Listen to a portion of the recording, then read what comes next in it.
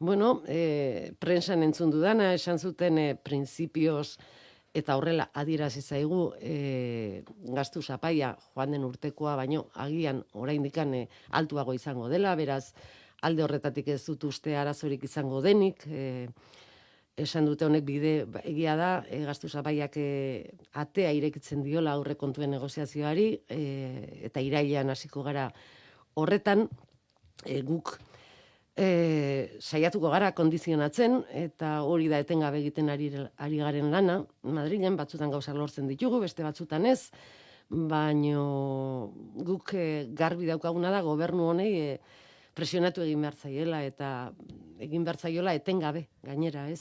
Zein da EH Bildurentzat muga gorria? Aurrekontuetan, diozu. Bueno, ikusiko dugu, oraindik dana dago irekita, eta dana dago, ez?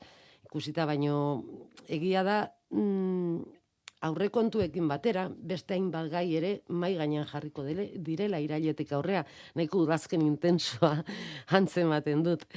Eta beste gai batzuk ere badaude, eta etengabe mai gainean jarri izan ditugunak, ez 2 urte ditugu, orain arte gobernuak hartu dituen akordioak eta 2 urte terdi, hartu dituen akordioak, gurekin hartutako konpromisoak ere, benetan gauzatzeko, ez, lan erreforma bertan bera geratzea, hor dago, behin eta berriro esan dugu, gutxieneko soldata minimoen igotzea ere beharrezkoa den zerbait planteatzen dugu, eta bueno, pentsio duinak, eta bueno, beste hainbat gai ere, ez, alokairuen topea jartzea, eta dirudunei zergak eraztea, ez? Hori ere, horiek dira pixka bat arlo sozialetik planteatzen ditugun gaiak, eta arlo sozialarekin batea, behin eta berriro, eta hasieratik esan diogu gobernu honi, pausoak eman behar ditula, ez, lurralde arazoa konpondu ahal izateko, ez?